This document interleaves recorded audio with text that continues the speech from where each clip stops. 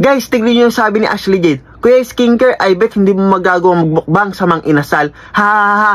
Tinuwanan niya ako guys. Akala niya mahinang nila lang ako. Pues, pupunta ako ngayon. So ayan guys, nandito na sa Mang Inasal para magmukbang. Nakakagulat lang guys kasi pagpasok ko dito, ang daming tao. Yung mumukbangin ko nga pala dito guys, lahat nga pala nang nasa menu. Ayan guys, kasama ko nga pala dito sa Buy-Ubo. Grabe, sobrang daming tao. Kaya ako nga pala sa sinama kasi moral support para malakas yung loob ko. So yung mumukbangin ko nga pala dito guys, kakaunti lang. Kasi halos lahat nga pala nang nasa menu ay sold out na. Tulad ng halo-halo at toge. Kaya ayan guys, kaunti lang yung makakain ko today. Tapos ayan guys, hindi pa ako nag-uumpisa kumain si Buy-Ubo, paspas na agad kumain. Kaya ang sarap talaga kasama ni Buy-Ubo kasi hindi siya nahiya. So in-order ko nga pala dito guys, ito nga palang manok, BBQ, tapos sisig. At yung pinakamasarap nga pala dito, toyo mansi na may sili. At hanggang ngayon, hindi ko pa rin alam kung bakit mahilig ang tao sa chicken oil. Eh wala naman itong lasa, siguro lasa nito, lasang lupa. Kaya ayan guys, start na nga pala ako magmukbang. Gusto ko sana magkamay dito kaso nakakaya kasi sobrang dami talagang tao. Unang first bite ko guys, papikit-pikit pa. Hindi nga ako makapaniwala guys na may 100 pesos para sa Mang Inasal. Ganito pa nga lang guys, ay sulit na. Tapos meron pang malamig na coke at meron pang libreng free soup. Kaya ito talaga yung favorite kong fine dining restaurant. So syempre guys, dahil mukbang nga pala to, marami nga pala akong ulam. Pagsasabay-sabayin ko na nga pala ulam itong mga manok, BBQ, tsaka sisig. Sa tatlong ulam nga pala guys, ay nagastos ko lang dito ay 300 pesos. Sa si Buy-Ubo nga pala guys, panitingin nga pala sa akin. Yun pala guys, sinisipat nga pala niya isa kong BBQ dito. So syempre, dahil generous nga pala ako, mapagbigay ako. Binigay ko sa kanya yung bawas na. Kahit bawas na nga ibigay ko, thankful pa rin siya. Yun nga guys, nag-only rice nga pala si Buy-Ubo, pero hindi nga pala siya nakakain ng maraming rice. Kung alam ko lang guys, hindi ko na pina-only rice yung kanin niya. So anyways, balik tayo dito sa mukbangan ko. Dahil tapos na nga pala sa Buy-Ubo, magmamadali na nga pala ako kumain. Kung kanina nga pala kain Disney Princess, ngayon pang boy skincare na. Yung tipong walang nguya-nguya, diretsong lunok na. Ang maganda nga pala dito sa pagmumukbang ko guys, di ko na nga pala kailangan ng only rice. Kasi order ko, 3 na agad yung rice. At hindi na rin ako mahiya humingi ng sabaw. Kasi nga guys, yung sabaw namin dito ay 4. Tapos si Buy-Ubo hindi pa nagsasabaw, kaya lahat ng sabaw sa akin. Tapos nung maghuhugas na nga pala si Buy-Ubo ng kamay guys, iniwan nga pala niya yung cellphone niya dito. Nasa public nga pala kami pero hindi nga pala siya nag-iingat. Kaya yung kinuha ko muna bilang concerned citizen. Pero mamaya, bibenta ko to. So ayun guys, dahil ubos na nga pala yung kanin ko, magta-third batch na ako. Tapos yung nga guys, may nagpa-picture nga pala sa amin, kaya nakapagpahinga ako ng konti. Tapos yung nga guys, nagulat nga pala kay kuya kasi akala ko liligpitin na yung pagkain namin. Eh hindi pa ako tapos kumain. Dahil nauumay na nga rin pala ako sinigang guys, itatry ko nga pala tong chicken oil. Para maintindihan ko sila guys kung bakit sila mahilig dito. Pinilit ko naman yung sarili ko na gustuhin to. May mga bagay talaga na hindi para sa atin. Nakailang kain nga rin pala ako dito pero inayawan ko na talaga. Ulam check nga pala tayo guys kung ano na nga pala yung mga natira. Pwede naman to i-take out, sayang kasi kung itatapon lang.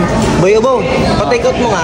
Wala na naman yan, papatake out mo pa yan. Nakakaya lang yan, umusin mo na yan. Tapos na nga pala ako kumain guys at ito nga pala yung table namin. Dalawang nga pala kami kumain pero yung mga ginamit nga pala namin sobrang dami. Sana hindi kami maging pet peeve ng Mang Inasal. Bukod nga pala sa kabusugan guys, sumakit nga rin pala yung batok ko. At syempre guys, dahil gusto nga rin pala namin maging inspirasyon ng kabataan, niligpit na namin yung pinagkainan namin.